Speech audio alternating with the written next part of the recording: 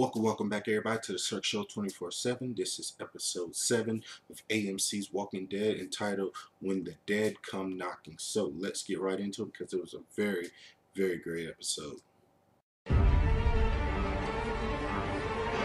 Alright guys, When the Dead Come Knocking. Now this episode should have been entitled How Much of a Badass Can Glenn Be in an Hour? So this episode was just it's so good. So good, man. It's nothing like this show, man. It's nothing on TV right now like this show. It's just so damn good. I've never really seen a show that gets better and better and better each and every episode. And man, the standout performance in this episode, standout character is my boy Glenn, man. Glenn, the quiet one, the one that you don't really know too much about, the one that he kind of seems like a nerd. He's the nerd with the hot girl that's always in high school. That kid. He's that kid. You go.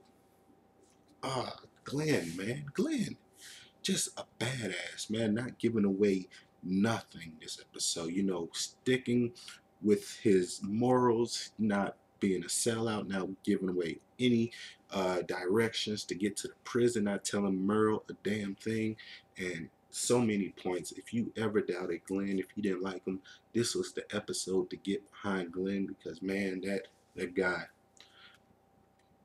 he's got my respect. You got the respect of the homies. Got the respect of the homies, man. Glenn was just phenomenal. Well, this episode basically it starts off right where, you know, it left off last week. You know, Michonne has just found her way into the prison, or she found her way to, you know, the prison, and now, you know, Rick and, you know, everybody in the group is trying to figure out, like, who the hell is this black ninja sword lady? Like, who is she? So, you know, they're trying to figure out, who is she, where she came from, how she got shot, and, you know, she tells them that, you know, Glenn, Maggie, they end up getting taken, and now, you know, it's a rescue mission now. You know, it's a rescue mission. So, you know, everybody in the prison, you know, Rick and everybody, you know, they get together and say, you know what, we're finna go get our team back, you know. And that's what I like about, you know, Rick and his group, because they're a very tight knit group. They're very, you know, that's the new family, you know. So it's not like, since this is, you know, the zombie apocalypse, you can always see, like, oh, you know, somebody got taken by another group. Well, forget them. We're not going to risk our lives. No. With Rick and his group, they're so tight knit that if somebody gets kidnapped, you best to believe that, you know, Rick and everybody else are going to do whatever they can to, you know, get that person, or, you know, a member back. And that's what I like, and that's what, you know, I can respect, and that's why you get behind this group, and that's why you relate to them so much. And it was just, man, it was so good. Now, you know, Glenn and Maggie, they're at Woodbury, and they're captured, and, you know, Merle's got them captive.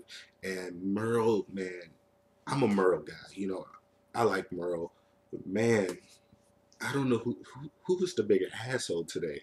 Was it Merle or was it the governor? Because their asshole level just rose up this episode, like, just assholes, man. And it was just ridiculous how much just punishment, you know, Merle was like putting on Glenn. But my boy Glenn, he fought through it. He was a champion.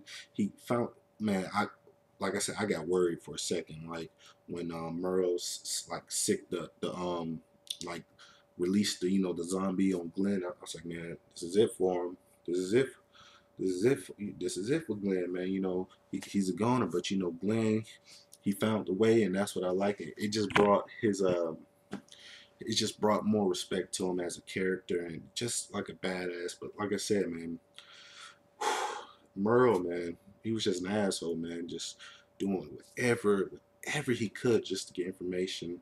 And what I like about Merle is he is so different from Daryl. You know, he is so different from Daryl, and you really see that, and you can really see that he was probably the person that was the most bad influence on Daryl when Daryl was a kid, and you could tell that Daryl has a good heart, but Merle, man, that guy is that guy is ruthless.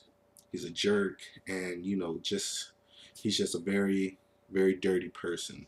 But another thing we want to shift to is Maggie and the governor, because you know all the punishment, you know, during this episode, most of the punishment was going to, you know, Glenn, but then you get this when, you know, Governor was like, you know what, let me take care of this. I'm gonna go for the girl. He goes for Maggie and he tries to get information out of her. And you know, he's got that, you know, southern accent, and he presents himself as like this gentleman, this slick, smooth guy, but man, just deep down, you can tell that in that head of his, something's not right.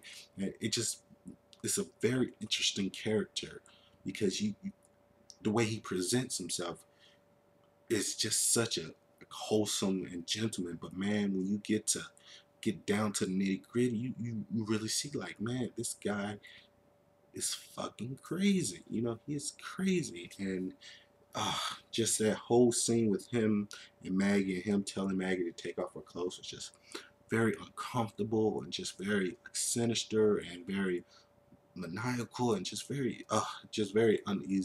uneasy to look at. But man, you respect the way they did it. It was very good. And the way they shot it, just the way he talks and everything was very good. Another thing about this episode that you know just adds on to everything was once Rick and the group decide that they're gonna go and get Glenn and Maggie. You know, Rick goes and he grabs his son and he sits him down. Gives him like a little father and son talk. And I Rick does nothing wrong in my book this season. He can do no wrong. The way he tells Carl that you shouldn't have to. I'm sorry that you had to go through that, but you have to stay strong. I need you to watch out for the group while I'm gone. You're in charge and stuff. And you see that Carl is not that kid he was 2 seasons ago. He's mature. He's grown as an adult. He's a man now. He's only like 14, 13, but he's a man now. And just him having that talk with his father, man, like I said, this show cannot do any wrong for me. Everything about it was good.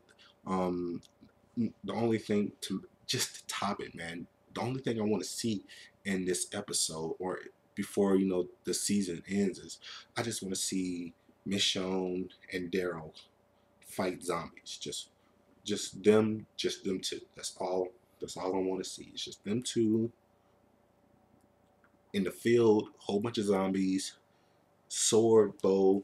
Maybe Daryl's eating burrito in his hand. I don't know, but that's all I want to see. Is just them two fighting zombies, and that'll be that'll make my day. Overall, phenomenal episodes. What was your favorite part of this episode? A lot of things happen. A lot of important things. What do you think is going to happen next week's episode? Because next week's episode is like the winter break episode, so that it's going to be there. Then you have a couple months off, and then they're going to come back. So what do you think is going to happen this last episode coming up? Did you enjoy it? So please like this video, comment, subscribe, tell me what you thought. And as always, guys, this is the Cirque Show 24/7. Be easy. Black belt beyond. I don't know if you can tell. Black belt beyond karate, bitch. Karate.